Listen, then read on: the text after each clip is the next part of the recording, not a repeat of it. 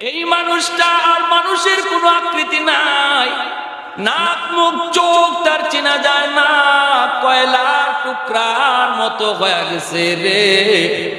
জাহান্নামের আগুনে জ্বলতে জ্বলতে কয়লার টুকরার মতো হয়ে গেছে। আল্লাহ পাক রব্বুল আলামিন কুদরতি হাতের মধ্যে তার উঠাবেন, উঠে আল্লাহ পাক বলবেন, বান্দারে কেন আমাকে তুমি ডাকতেছো? জাহান্নাম তো আমাকে ডাকার জায়গা নয়, আমাকে ডাকার জায়গা ছিল দুনিয়ার জগৎ। দুনিয়াতে একবার যদি আমাকে ডাক দিতে ৭০ বার আমি জবাব দিতাম, যেরকম সুবহানাল্লাহ। তাহলে বলুন তো, আমল করার জায়গা মরার পরেই না মরার আগে? এ ভাই খেয়াল করে শোনো, আল্লাহ পাক রব্বুল আলামিন বলবে, বান্দা কেন ডাকো একটু বলো। তখন বলবে, মালিক, ও মালিক, দুনিয়াতে আমি আমল করতে পারি নাই, আমলের মধ্যে আমার অনেক ঘাটতি, কিন্তু মালিক উলামায়ে কেরামের জবানে শুনেছি তোমার নাম রহমান, তোমার নাম হলো রহিম। আল্লাহ রহমান নামের খাতিরে একটু রহম করবানি, রহিম নামের খাতিরে মায়া করবানি। আল্লাহ পাক রব্বুল আলামিন তখন তারে আবে হায়াতের পানি দিয়ে ধুইয়া মানুষের আকৃতি আনবেন। রব্বুল আলামিন বলবে, একটু দয়া করার কথা বলছো, করব, কি চাও তুমি বলো। কয়, আল্লাহ আমাকে তুমি জাহান্নামের নিচে ফেলায় রাখছো, দয়া করে যদি একটু উপরে উঠাইতা, একটু যদি তুমি জাহান্নামের উপরে দরজার কাছে রেখে দিতা গো। ও মালিক তুমি তো পারো, তোমার নাম রহমান।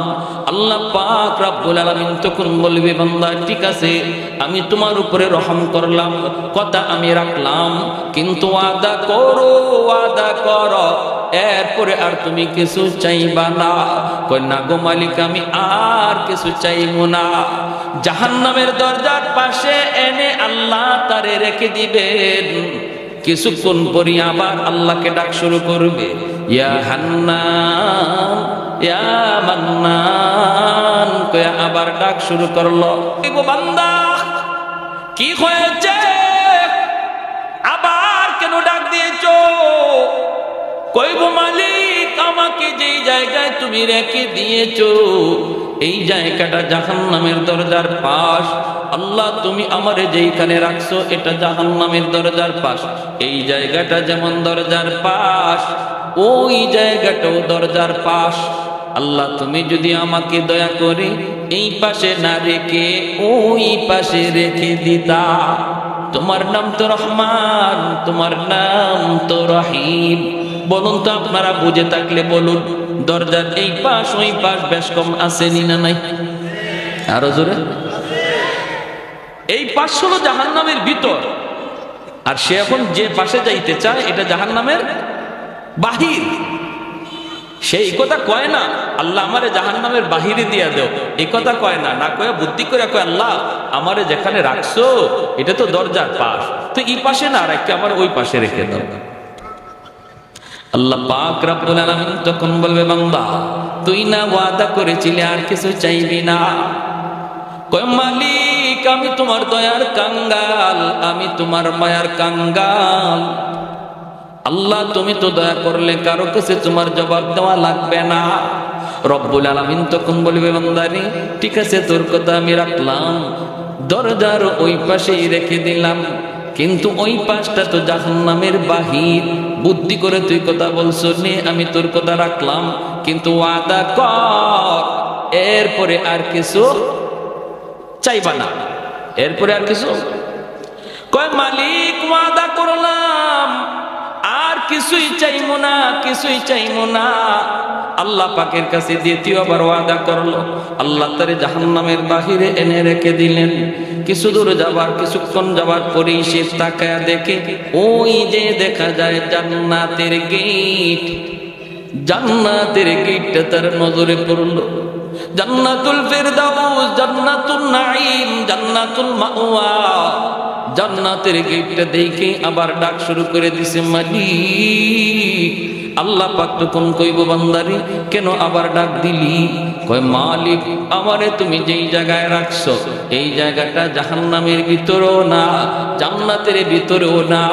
আল্লাহ আমাকে যেখানে রাখছো এখানে রাখা যে কথা, জান্নাতের গেটের পাশে রাখা এক কথা। ওই বুঝে আসছে আপনার? আমি বলি না আমাকে জান্নাত দিয়া দাও, গেটের পাশে একটু রেখে দাও, এখানে রাখা আর ওখানে রাখা এক কথা।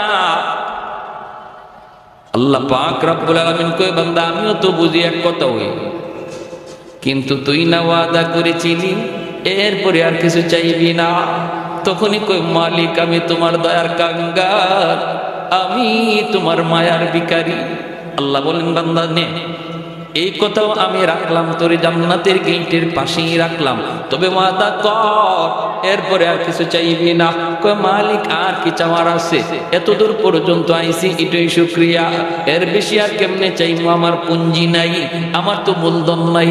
আল্লাহ বললেন ঠিক আছে ইয়াদ রাখিস, জান্নাতের গেটের পাশে এনে যখন আল্লাহ রেখে দিলেন, এইবার সে জান্নাতের ভিতরটা দেখার জন্য পাগল, একটু ছিদ্র তালাশ করে, ছিদ্র দিয়া জান্নাতের ভিতরটা একটু দেখবে। আল্লাহ পাক রব্বুল আলামিনের মানসা হলো তারে আল্লাহ পাক জান্নাতের ভিতর দেখাবে। এরে যুবক, আজকে কোন নেশায় পড়ে তুমি এত পাগল হইছো? কোন পাগলে তোমারে পাইছে? কোন শান্তির আশায় তুমি দৌড়াইতেছো? কোন মজা পাইয়া বেঈমানদের ষড়যন্ত্রে পা দিয়ে দিছো? জান্নাতের যে শান্তি আর নিয়ামত আর আনন্দ, আল্লাহ পাক জান্নাতের গেট অল্প এক পলকের জন্য আল্লাহ গেটটা একটু ফাঁক করে দিবে তার এক নজর দেখার জন্য। সুবহানাল্লাহ জোরে কর। যেই মাত্র নজরটা একটু এক পলকের জন্য জান্নাতের ভিতরে পড়ছে, সাথে সাথে আবার গেট লেগে গেল। এক পলকের জন্য জান্নাতের আরামাইশ, আনন্দ আর চিত্ত বিনোদনের যেই দৃশ্য আল্লাহ রেখে দিয়েছে, এই দৃশ্য দেখা মাত্রই আবার পাগল হইয়া ওয়াদার কথা বইলা আবার ডাক শুরু করছে। আল্লাহ আবার বলবে বান্দা আবার কেন ডাক দিলি? তখনই কয় আল্লাহ আমারে কি দেখাইছো তুমি? এতদিন দেখি নাই, ভালোই তো ছিলাম, দেখে তো পাগল হয়ে গেলাম। আল্লাহ কি রাখছো তুমি জান্নাতের ভিতরে? আদাতুল ইবাদিয়াস সালিহিন মা লা আইনুন রাআত ওয়ালা উযুনুন সামিআত ওয়ালা খাতারা আলা কলবি বাশার। আল্লাহ নিজে বলেন জান্নাতের ভিতরে এমন আরাম আয়েশ আমি আল্লাহ রেখে দিয়েছি, তোমাদের চোখ কোনোদিন এমন আরামায়েশ দেখে নাই, কান কোনোদিন এমন আনন্দ আরামায়েশের কথা শুনে নাই, এমনকি তোমাদের অন্তর কোনোদিন কল্পনাও করতে পারে নাই। এত আনন্দ এত আরাম আমি জান্নাতে রেখে দিয়েছি রে বান্দা। ভাইয়েরা বন্ধুরা, এই দৃশ্যটা দেখা মাত্রই সে পাগল হয়ে আবার ডাক দিবে। আল্লাহ পাক রব্বুল আলামিন বলবে বান্দা কি হয়েছে বল? কয় মালিক আমার এক নজর দেখে তৃপ্তি মিটে নাই, আল্লাহ আমাকে তুমি একটু ভালো করে দেখার সুযোগ দিবানি। আমি শুধু জান্নাতের ভিতরে ঢুকবো দেখার জন্য, দেখি আবার দৌড় দিয়া বের হয়ে আসবো। আমি জান্নাতে থাকবো না, কারণ থাকার মতো আমার কাছে কোনো মূলধন নাই, পুঁজি নাই, আমার তো জীবনে নেক আমল কম। আল্লাহ আমি তো আমল করতে পারি নাই, কিন্তু অন্তরের মধ্যে ঈমান রয়েছে।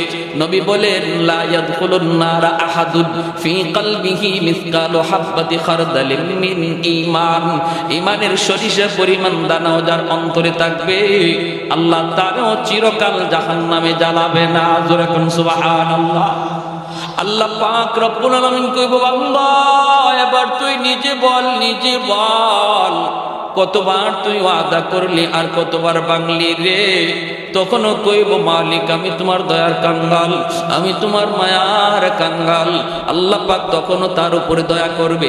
কেন দয়া করবে না? কারণ আল্লাহর মানসাই হলো তারে জান্নাত দেওয়া, সর্বশেষ জান্নাতি।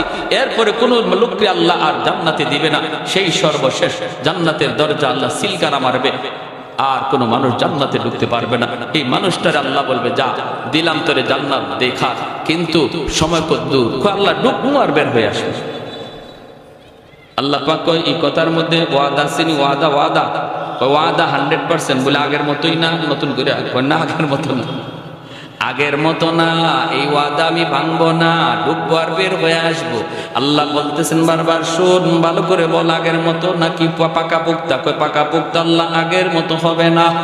এইবার আল্লাহ পাক বললেন, ঠিক আছে ডুববি আর বের হয়ে আসবি, দেরি করবি না।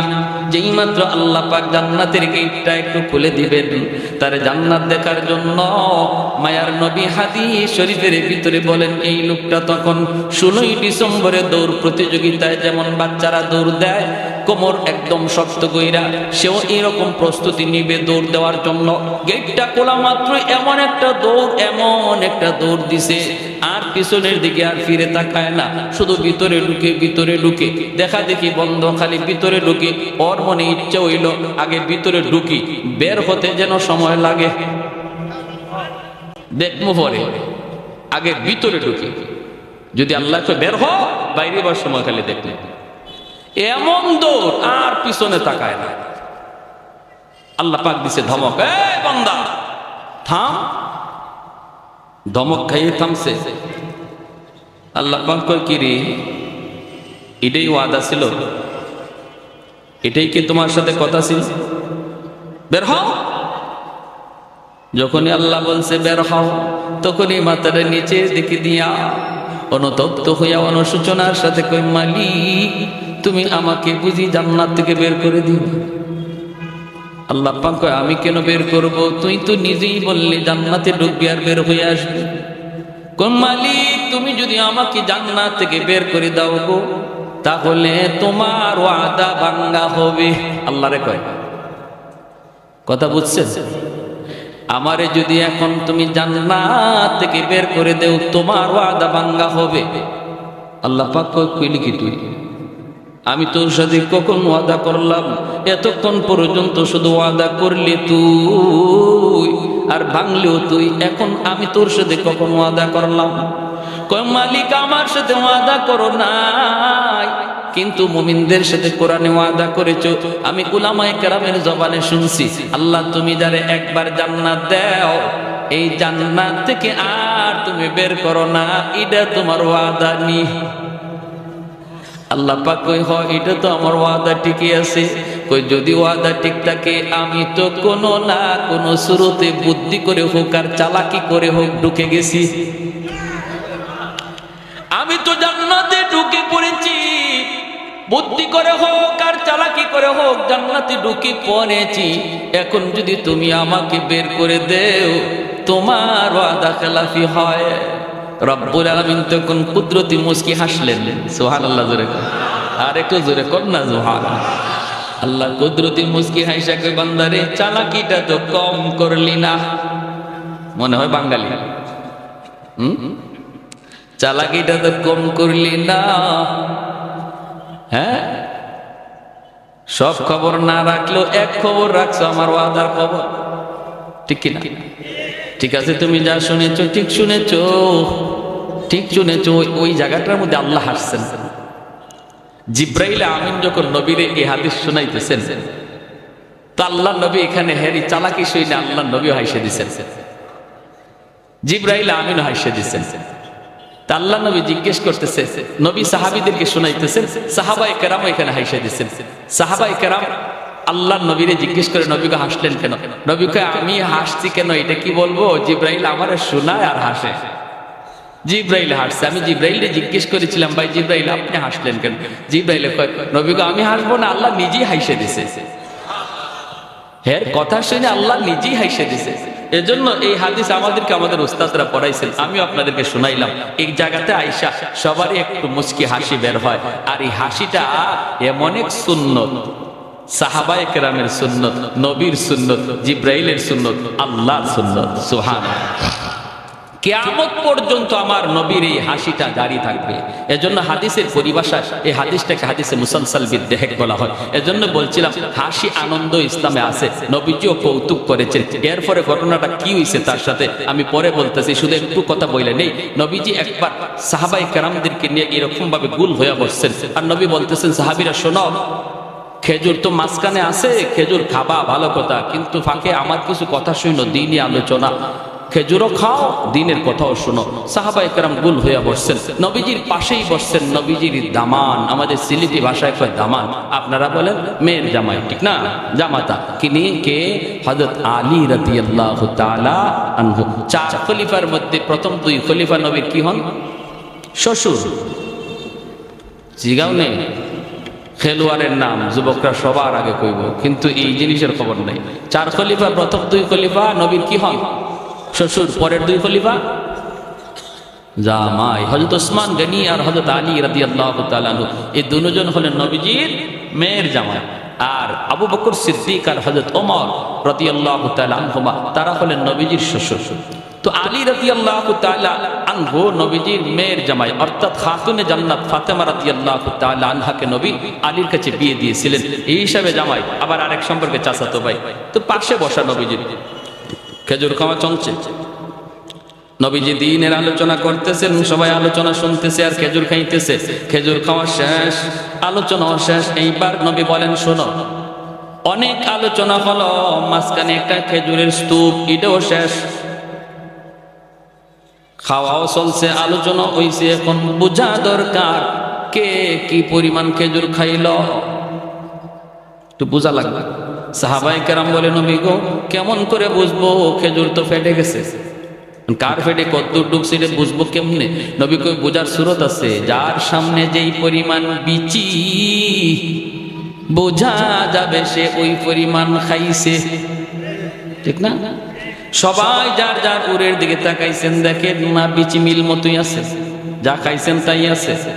কিন্তু সবাই নজর করে যখন আলীর দিকে তাকান, দেখেন আলীর সামনে খেজুরের বিচির স্তূপ, ডাবল বিচি, গিলা দেওয়া। এখন সাহাবায়ে কেরাম চোখ বড় বড় করে ফেলছে, আরে বাপরে, আলী যে এত বড় খাদক, এটা তো আগে জানি না।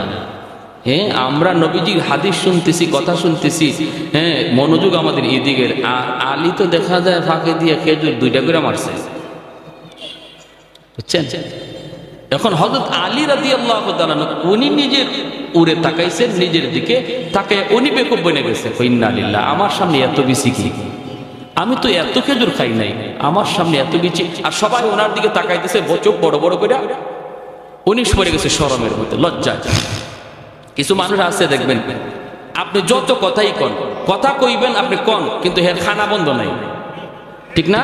আর কিছু মানুষ আছে কথা কওয়ার সময় যদি, খানা খাওয়ার সময় যদি কথা কয়, হ্যাঁ, হাতে খানা প্লেটের মধ্যে হাত রেখে বয়ে দেয়, খাইতেই পারে না। আর মাশাআল্লাহ কেউ আছে মেশিন চলছে, তুমি যত গল্পই করো মেশিন চললো, ঠিক কিনা? ওই অবস্থায় আল্লাহর নবী, রহমতের নবীও তাকাইছেন, সবাই তাকাইছে আলীর দিকে। আলী চিন্তায় পড়ে গেছেন যে আমি তো এত খেজুর খাই নাই, বিচি আসলো কোত্থেকে? হঠাৎ করে তাকাইছেন শ্বশুরের দিকে, নবীজি পাশেই বসা। দেখেন আল্লাহর নবীর সামনে খেজুরের বিচি একটাও নাই, একদম খালি, অথচ নবী খেজুর খাইছেন। আলী কেমন বুদ্ধিমান ছিলেন, আলী তো টের পেয়ে গেছেন যে আচ্ছা, আমার শ্বশুর তো এখানে আমার একটা লজ্জায় পালাইছেন, শরম দেওয়ার চাইছেন। শ্বশুরে খেজুর খাইছেন ঠিক, আর গোপনে গোপনে বিচি রাখছেন আমার সামনে। নবীজি খেজুর খাইছেন ঠিকই, কিন্তু বিচি রাখছেন জামাইয়ের উড়ো, জামাইয়ের সামনে, জামাইয়ের শরম দেওয়ার জন্য। শ্বশুর জামাই পাশাপাশি বসা যায় তো? আপনাদের এলাকায় বসে?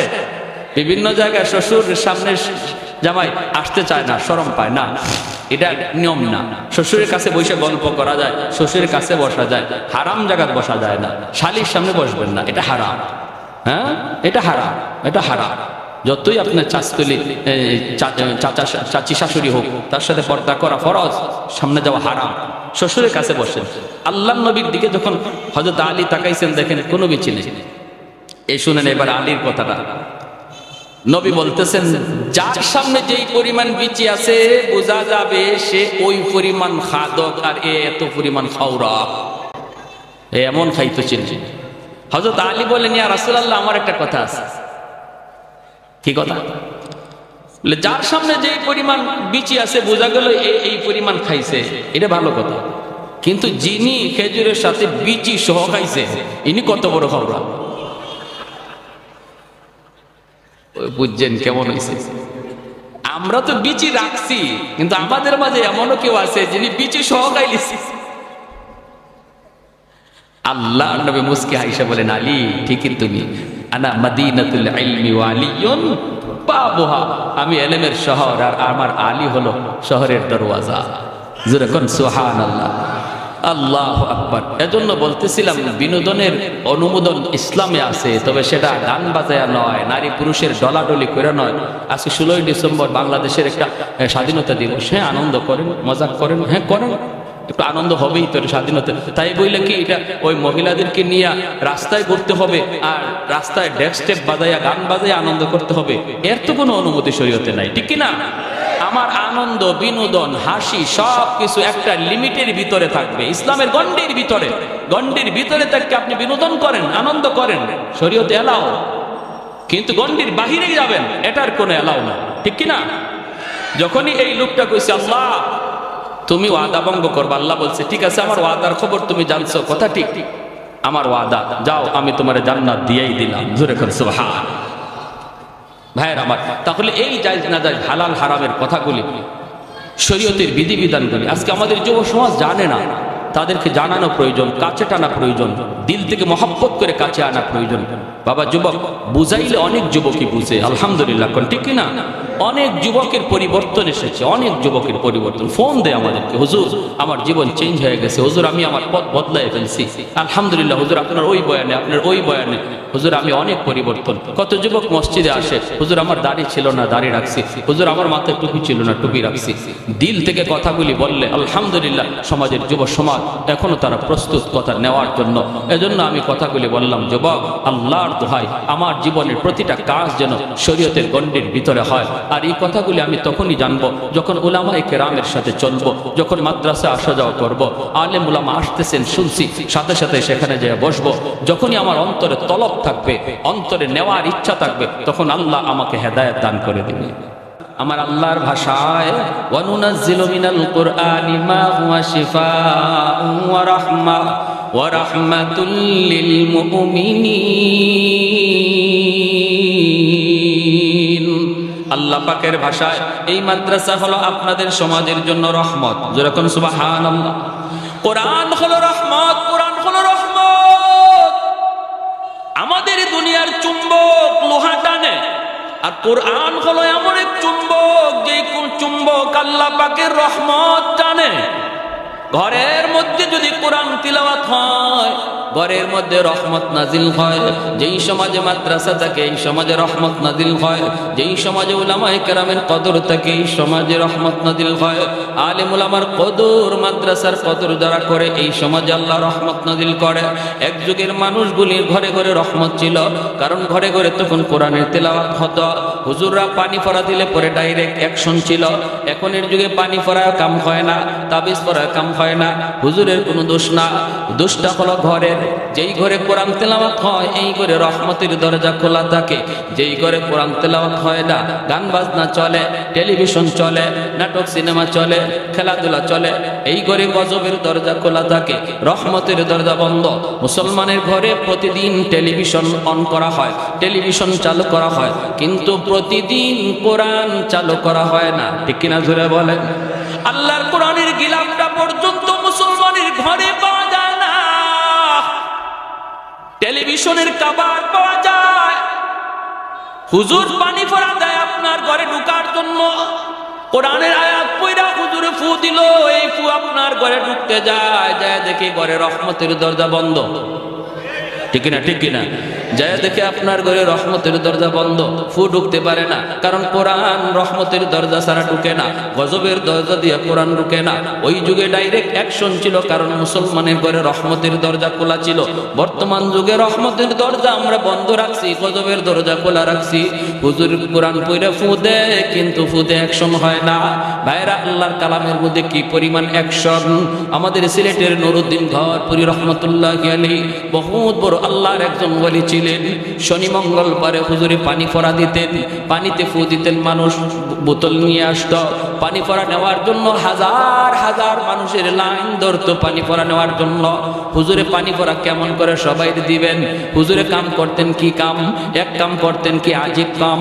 তিনি মাদ্রাসার সামনে বিশাল বড় একটা পুকুর, এই পুকুরের মাঝে ফু দিয়া হুজুর চলে যাইতেন।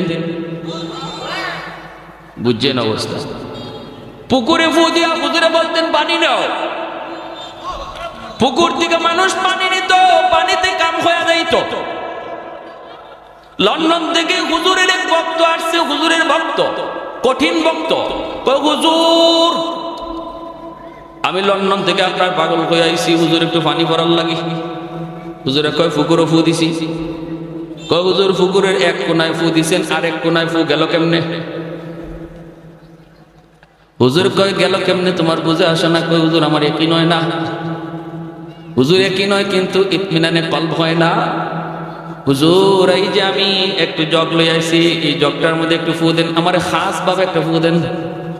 হুজুর কয় তুমি খাস ভাবে ফু নিবা? ঠিক আছে, জগ ভালো করে ধরো। হুজুরে কর না সুবহানাল্লাহ। কাচের জগ, কাচের জগ। আমাদের উস্তাদরা পাশে ছিলেন যারা নিজের চোখে দেখছেন। হুজুর বলতেছেন জগ দুই হাতে ধরো, দুই হাতে ধরো, ভালো করে ধরো, আমি ফু দিতেছি। এই লোক কাচের জগটা এভাবে ধরছে, আর আল্লাহর ওলি আস্তে যায় খালি পানিতে ফু দিছেন। ফু দেওয়া মাত্রই কাচের জগ টাস টাস করে কাচগুলা ভাঙ্গিয়া পানি মাটিতে পড়ে গেছে, চুরমার হয়ে গেছে কাচের জগ। আল্লাহর কোরআনের আসর আসেনি না নাই? জোরে বলেন ওয়ানুনাজ্জিলু মিনাল কুরআনি মা হুয়া শিফাউন ওয়া রাহমা ওয়া রাহমাতুল লিল মুমিনিন। ফখরে বাঙ্গাল রাহমাতুল্লাহ আলাইহি এক নাস্তিকে কয়, ট্রেনে দেখা, তো হুজুর সাধারণ মানুষে আর কত দুকা দিবেন? বেঈমানে কয়, কয় কিরকম? কই যে মানুষ খুব বিশ্বাস করে, আর হুজুর একটা ফু দেন, ফু দেন, আর আপনি কি একটা বাতাস দিলেন, এই বাতাস দিয়া মানুষে আর কত দুকা দিবে? আল্লাহর ওলি বলে বাতাসে যে কিছু আছে তুমি বুঝো না? কয় না, ওই যে আমি তো ফু দিলাম। কই কি হইল?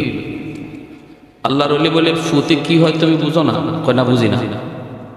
বুঝাইবেন? হুজুর কয় বুঝাইতেছি তো। ফুতে কি হয় বুঝো না? কয় না, বুঝি না। কয় বাতাসে কি হয় বুঝো না? কয় না, বুঝি না। আল্লাহর ওলি কয় তুমি বুঝবা কেমনে? তুমি তো যারোর সন্তান, তোমার বাপের ঠিক নাই। ঠিক কর লাগে কই নাই, এখানে হেকমত আছে। যখনই আল্লাহর ওলি কইছে তোমার তো জন্মের ঠিক নাই, তখনই হের চেহারা লাল হয়ে গেছে। গালিটা সহজ না কঠিন? কঠিন না?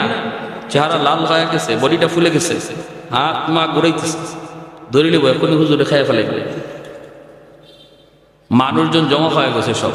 মানুষজনকে কি হয়েছে হুজুর? কি হয়েছে না? হ্যাঁ সবাই থামাইতেছে, কি বিয়া কি হয়েছে? হুজুরের সাথে লাগছে। হুজুরে চিনো? কারে চিনমুনি পরে আগে আমার কি জাত গালি দিছে হুজুরে। হুজুর কি গালি দিচ্ছেন? হুজুর কয় না বেশি কিছু কইছি না তো, আমি কইছি যারও সন্তান, জন্মের ঠিক নেই। হুজুর একটু বেশি হয়ে গেছে। হুজুরে বলে আমি তো গালি দিছি না, মূলত গালি দিয়ে তারে বুঝাইছি বাতাসে যে অ্যাকশন আছে। কয় কিরকম? কয় দেখেন, হ্যাঁ বলছে আমরা যে ফু দেই, বাতাস দেই, বাতাসে কি আছে এ বিশ্বাস হয় না, তো আমি তার একটা বাতাস ছাড়ছি। গালি এটা তো একটা বাতাস, আমি যে তারে কি মারছি? এই তোমার মারছি আমি? কয় না, মারে নাই। হুজুরে মারে নাই, মারে নাই, কিন্তু আমি তার একটা বাতাস ছাড়ছি, নাপাক গালির বাতাস। এই নাপাক একটা গালির বাতাসে যদি তার চেহারা লাল হয়ে গেল, বডি ফুলে গেল, বডিতে এমন আসর করলো একটা বাতাসে যাইয়া আল্লাহর কালাম পাক কালাম কইরা বাতাস দিলে যে আসর হয়, এটা তারে বুঝাইছি। কি বুঝেন? যেমন কুকুর তেমন হইছে না? হইছে না? 100 এজন্য বলতেছিলাম, যেই ঘরে কোরআন তিলাওয়াত হয় এই ঘরে রহমতের দরজা খোলা থাকে, রহমতের দরজা খোলা থাকে। ভাইরা, যেই সমাজে মাদ্রাসার কদর, এই সমাজে রহমত নাজিল হয়, তাহলে আমাদের এলাকার জন্য যদি রহমত চাই, মাদ্রাসাকে ভালোবাসতে হবে। ঠিক কিনা? জোরে বলেন, আরো জোরে। মাদ্রাসার প্রতি বিদ্বেষ রাখা যাবে না, মাদ্রাসার প্রতি কোনো ধরনের খারাপ চিন্তা রাখা যাবে না। ছোট ছোট বাচ্চাগুলি ভুল হতেই পারে, এরা মানুষ, ফেরেশতা না, ভুল হতেই পারে। আমি যদি মাদ্রাসাকে দিল থেকে মহব্বত করি, তাহলে ভুল চোখে পড়লে আমি মাদ্রাসায় এসে যেভাবে সংশোধন হয় সেভাবে বলবো। রাস্তাঘাটে মাদ্রাসার বিরুদ্ধে কথা বলে বদনাম করব না। যদি করি তাহলে বোঝা গেল মাদ্রাসার সাথে আমার দুশ্মনী। আমার বদনামের কারণে যদি একজন মানুষ তার সন্তানকে মাদ্রাসা দেওয়া থেকে ফিরায় নেয়, না মাদ্রাসা দেওয়ার চিন্তা করছিলাম, দিমু না, মাদ্রাসার ছাত্ররা কি এমন করে, এই ছাত্ররা মাদ্রাসায় না আসার কারণে যে পরিমাণ দোষী তার বাপ মা, এর চেয়ে বেশি দোষী ওই সমাজের লোকটা। ঠিক কিনা? আরো জোরে। মহব্বত আলামত হলো আমি মাদ্রাসায় এসে সংশোধনের নিয়তে আলোচনা করব। ছোট ছোট বাচ্চা, মিয়া শুনেন, ভালো করে শুনেন, স্কুল কলেজের বাচ্চাদের সাথে মাদ্রাসার ছাত্র এই শয়তান থাকে না, শয়তান থাকে ওই মাদ্রাসার ছাত্রের লগে। একটা ছাত্ররে যদি মাদ্রাসার একটা ছাত্রকে এই লাইন থেকে শয়তানে সরাইতে পারে, তাহলে শয়তানের জীবনের সকল শয়তানির শ্রেষ্ঠ শয়তানি, ঠিক কিনা? শ্রেষ্ঠ শয়তানি। এজন্য টাইম দেয় শয়তানি খুব বেশি মাদ্রাসার ছাত্রদের পিছনে। স্কুলের ছাত্রের পিছনে তো চাবি দিয়েই ছেড়ে দিছে, আর টাইম দেওয়া লাগে না, টাইম দেয় মাদ্রাসার ছাত্রের পিছনে। কোন রকম তার এই লাইন থেকে সরানো যায় কিনা। আমরা যখন বিশেষ করে হিফজের ছাত্ররা, বিশেষ করে হিফজখানার ছাত্র, এরা একদম একদম বেহালত অবস্থা। আমরা তো হিফজে পড়ছি না, জামাতে পড়ছি। যখনই মাদ্রাসার নামাজের টাইম হতো, হিফজের ছাত্ররা মসজিদে আসতো, তখন আমরা জামাতের ছাত্ররা ওদেরকে সাইড দিতাম আর বলতাম ইয়াজুজ মাজুজ আসতেছে। কারে ঘুষি দিব, কারে কোন দিকে ফালাইব লাঠি দিয়া, কোন গাছের ডাল ছিড়বো, এটা হিসাব নাই। কারণ এতক্ষণ পর্যন্ত আসিল একটা বন্দির ভিতরে, পারছে না, শয়তানে আঙ্গুল দিয়েও পারছে না, কারণ হুজুরে বেদ সামনে। আর এখন একটু সুযোগ পাইছে, এজন্য আসতেছে, এজন্য আসতেছে। একদিন আমি সিলেটে মাদ্রাসায় পড়ি, যখন ওই পিছনে নামাজে দাঁড়াইছে আর হিফজের ছাত্ররা পিছনে কিলাকিলি ঘুষাঘুষি শুরু করে দিছে। মাদ্রাসার একজন খুব শুভাকাঙ্ক্ষী একজন মুরব্বী মানুষ, হাজি সাহেব, মাদ্রাসার পাশেই, মাদ্রাসার দিকে খেয়াল করে, মাশাআল্লাহ খুব ভালো, কিন্তু উনি দোষ ধরে বেশি বেশি, মাদ্রাসার ছাত্রদের ভুল বেশি ধরে, উস্তাদদেরকে বলে। তো ওনারে দেখলে আমরা ভয় পাইতাম, একদম সোজা হয়ে দাঁড়াই থাকতাম। উনিও মসজিদে নামাজে, আমরাও নামাজে, পিছনে ধুমধাম শুরু হয়েছে কিলাকিলি ঘুষাঘুষি। নামাজ শেষ হওয়ার পর আমি মনে মনে ভাবতেছি, আল্লাহ আজকে হাজি সাহেব যে কি কয় আল্লাহ জানে, আল্লাহ জানে। নামাজটা শেষ হয়েছে, পরে হাজি সাহেব দাঁড়াই গেছে, হুজুর। মসজিদ নীরব। সিলেটি ভাষা বুঝেননি আপনারা? কিছু কিছু বুঝেন, বুঝছেন? ওতানি ভুয়া ফান্ডে হিকাইন, তেল লাগলে তেল দে, ডাউল লাগলে ডাউল দে, চাউল লাগলে চাউল দে, আর ফুয়াইতে যে কিতা শুরু করেন, খাইয়া তেল বানায়। যা চাই না আপনারা, আমরা তো তাই দেই। আর এই তেল খাইয়া বলে পিছনে নামাজে কিলাকিলি ঘুষাঘুষি করে। নাজিম সাহেব দাঁড়াইছে, নাজিম হাজি সাহেব বন বন বন, হাজি সাহেব কি হয়েছে? ও মা, তুমি কি হইছে? নামাজ পড়তাম পারছি না, ফুয়াইন্তের কিলাকিলি আর ঘুষাঘুষির খেলায়। হুজুর হাজি সাহেব হনুকাতে হনুকা ফুয়া ফানে পিছনে ঘুষাঘুষি কইরে তো আমার আপনার নামাজ পড়ার সুযোগ করে দিছে। ওতা কিতা মাতুই না বলি যে অত তো শয়তান আইবার লইছিল আমার আপনার দ্বারো, আইয়া আমারে আপনারে কিলাকিলি লাগাইতো, ফুয়া ফানে পিছনে শয়তানরে আটকে রাখছে। নইলে তো আমি আপনি কিলাকিলি লাগাই দিতাম। কই ওতা হাদিস তো হুজুর আগে শুনছি না, তে তো বালা, তে তো বালা, তে তো ফুয়াইতে বালা কাম করছো। বুড়া মানুষ, আমি কি কিল ঘুষি লইতে পারতাম না। এই অবস্থা। এজন্য বলি ছোট ছোট বাচ্চারা একটু এদিক সেদিক নড়াচড়া হরকত করব, এগুলা মায়ার দৃষ্টিতে দেখবেন, মায়ার দৃষ্টিতে। কারণ এরা জেনতেন কোনো মানুষ না, আল্লাহ পছন্দকৃত, আল্লাহ বাছাইকৃত, আল্লাহ বাছাই করে আনছেন। এই সিনার মধ্যে আল্লাহর কালাম আমানত থাকবে। মায়া করে ডাক দিবেন, বাবা এদিকে আসো, নেসাজি এদিকে আসো, মুন্সি সাহেব এদিকে আসো, নাম ধরে বলো। আল্লাহ সবাইকে বুঝার এবং আমল করার তৌফিক দান করুন। যা কিছু শুনলাম, হ্যাঁ বিচ্ছিন্ন কিছু কথা বললাম, আল্লাহ সবাইকে আমল করার তৌফিক দান করুন। ওয়া আখির দাওয়ানা আনিল হামদুলিল্লাহ।